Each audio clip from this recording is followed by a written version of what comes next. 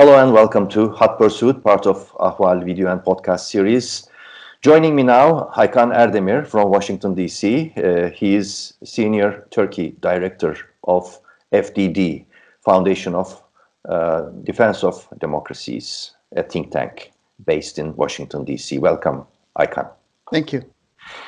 Thanks for joining me, and we are going to speak about really, truly hot topic, which is sort of breaking news as we follow the developments. The so-called defense policy bill, basically American defense budget.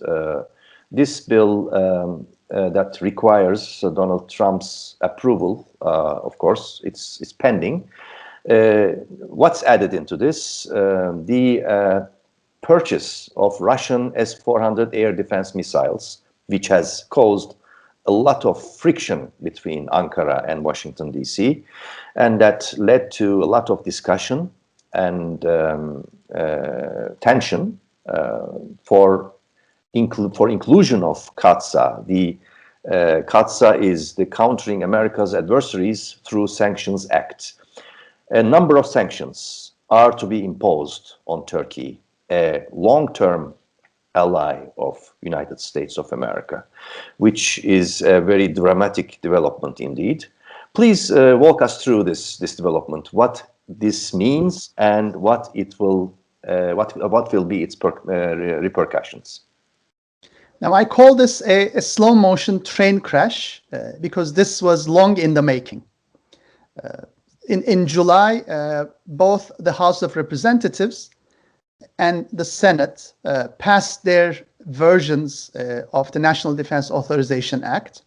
And in the House version, there was strong language that defined Turkey's purchase of the Russian S-400 air defense system as a violation of CAATSA and making it mandatory for the US president to introduce sanctions, within a month of the signing of the bill.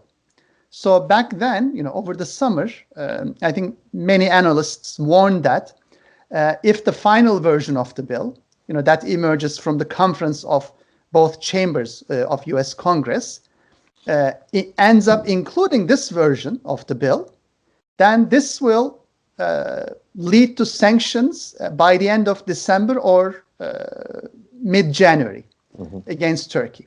And this is exactly what we now see happening. We have seen the House of Representatives and the Senate conference agree on a final version that included the House language, which will, if and when signed into law by President Trump, will force sanctions against Turkey within a month. Now, the calendar is a little tricky because we know that on a completely unrelated matter concerning an amendment about social media companies and their legal liability or lack thereof concerning the content they host has drawn Trump's anger. He has a long-term conflict with social media companies, and he does not want such a protection to be passed as part of this defense bill. So he has... This defense bill includes, it's sort of an omnibus It's an omnibus bill, so there could be other issues as well. So Trump has been threatening a veto, but the issue is when we go back to the July votes, we see that there was a veto-proof majority in both chambers. So the Senate passed its own version, 86-14, and the House of Representatives passed its own version, 295 votes to 125 votes. So if we see a similar trend now, there will be a two-thirds veto-proof majority in the US Congress. So this will then force Trump to sign the bill into law within 10 days. And traditionally, we have seen NDAA bills come into action, December 19th, 20th, 21st. So, the last 10 days of 2020 could actually be when we see the sanction enter into US legislation. Now that then will trigger the clock. That is, and it's a very tricky clock, because either Trump's last, let's say, maybe 20, 25 days as a lame duck president, of this very, very thorny transition process. Definitely. Or the first week of Biden's presidency will be when this sanction needs to be put into effect. And that will, of course, provide two alternatives for Trump. And that is, will he offer yet another favor to Erdogan, his longtime, close buddy, or will he allow Biden to introduce these sanctions? And over the Thanksgiving break in the US, we have seen Trump has already offered Turkey one gift, and that is he pardoned former National Security Advisor Michael Flynn, and some of the charges involved, acting as a kind of a lobbyist on behalf of Turkey without FARA registration, without Foreign Agent Registration Act. So that also not only got Michael Flynn off the hook, but that also got Turkey off the hook.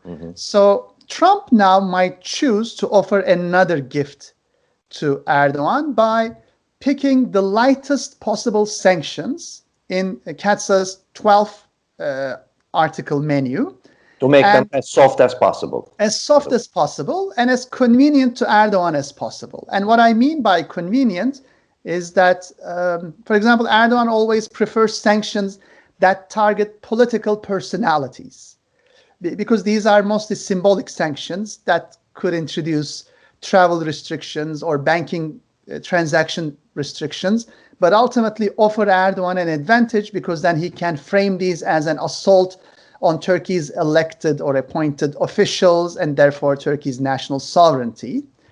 And this would also then avoid the real biting sanctions, meaning sanctions that revolve around either bilateral trade issues or finance issues. And so Biden could be more likely to go for, let's say, not necessarily the toughest of sanctions, but more biting of the more substantial of the sanctions. Hence, I think Erdogan would prefer a lame duck President Trump to offer the lightest possible sanctions rather than Biden going for a relatively harsher set of sanctions. There are hearsays that's been circulating for the past month, saying the palace in Ankara has already been in touch with White House about acting so. I mean, please sanction us in the softest way possible, Mr. Trump. Type of rumors, not confirmed, but let's mention them here. So we will again see how the calendar works out when if and when Trump signs this bill as law, and then we will have a definite understanding of how many days Trump will have to impose sanctions and how many days Biden will have time to impose sanctions. You said if and when, if part. Can Trump choose to veto the bill or just, handpick part, the S-400 Turkey part, and say, I am vetoing this? Now, I think the key issue is if we see a repeat of the votes over the summer in July, this will be a veto-proof bill. If Trump manages to convince a number of Republican congressmen, congresspersons on both chambers and bring down the majority, then it is up to him to veto the entire bill, but then offer his rationale why he vetoed the bill. Now, what we have been hearing over the last 24 hours in Washington, D.C. is that Trump's key concern is about social media companies. So if there is an opportunity to veto the bill, a mathematical opportunity for him to veto the bill, I think he will make the social media issue his real crusade, his fighting cause. I know it doesn't make much sense to go on after such a minute detail, but we have to consider what great part social media and especially, Twitter plays in Trump's political world. He believes he has been injured by these mainstream social media companies. He cares deeply about his image on social media. So he sees this as one of the last opportunities to hit back against them. So I don't expect a Turkey and CAATSA pushback from Trump, at least publicly, if he has the opportunity. But ultimately, I think it would be fair to predict that this bill will pass, because traditionally this is a bipartisan bill in U.S. history. It always passes with a clear majority. It's always signed in time for it to become law, and rarely Congress people prefer to pick petty fights over the NDAA because they see this as a key item of U.S. national security. They don't want the optics of appearing to pick partisan fights over the defense bill. So my prediction is this bill will pass as it is, will be signed into law ultimately, maybe on the last possible day for Trump to sign it. And then the key issue to wait and watch is whether Trump will himself issue a lighter set of sanctions or whether he will leave this, explosive issue on Biden's lap. Because we have to, when we consider Biden's first week in office, he personally would not prefer a set of Turkey sanctions to be the defining moment of his presidency period, right? He would rather have his own calendar for dealing with this long list of foreign and security policy issues he has at hand, but he might ultimately be in a position to act because of the peculiarities of the calendar here. But obviously, Trump will know, or he already knows, what it means for Biden, what the scenario that you described would be something that Biden would not prefer. So he would say, basically, okay, I'm not doing anything. I am leaving this bomb, this dynamite package I'm leaving it to the lap of Biden. That's also an option. Trump may choose to do nothing, right? Exactly, but I think the key challenge here for analysts is Trump has been increasingly unpredictable, in his behavior. Because when we think about what the United States has been discussing over the last couple of weeks, it's whether President Trump will ever concede. People have been even discussing what happens if he refuses to leave the White House. If he pardons himself. Yes, if he pardons himself and his family members. Whether he will continue to fire top officials across the national security bureaucracy. So these are all unprecedented developments and debates. So when it comes to the NDAA, I think there is also that big question mark that what will an extremely unpredictable Trump do during his last month in office? I see. Well, Turkish-American relations are heading towards a very interesting crossroads indeed, very tricky. And let's see what happens in the coming weeks. I think we'll know for certain by the beginning of February or towards the end of January about what will happen. And if I may add. Yeah. Yes, sure. If I may add, and this of course brings the issue of the perfect storm for the Erdogan government, because we also know on the European Union end, there is now, increased willingness to push back against Erdogan via sanctions. They might be again on the lighter end or the symbolic end, but these two calendars, independent of one another, could coincide. And when combined with Turkey's COVID-19 crisis and economic crisis, this could lead to a perfect storm because we already have an extremely fragile economy. We have capital flight, a flight from Turkish equities and bonds. We see a growing need for Turkey to tap into international, funding sources, especially the IMF.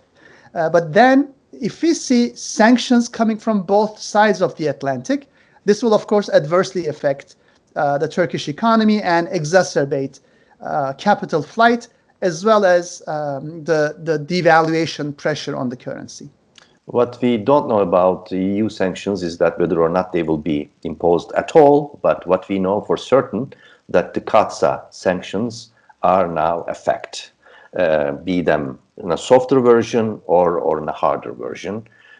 So I think what we need to look at is how the winds and storms will develop between Ankara and Washington, D.C. Aykan Erdemir, thank you for this conversation. Thank you for having me. Aykan Erdemir is a senior Turkey director of Foundation for Defense of Democracies based in Washington, D.C. Thank you and talk to you again.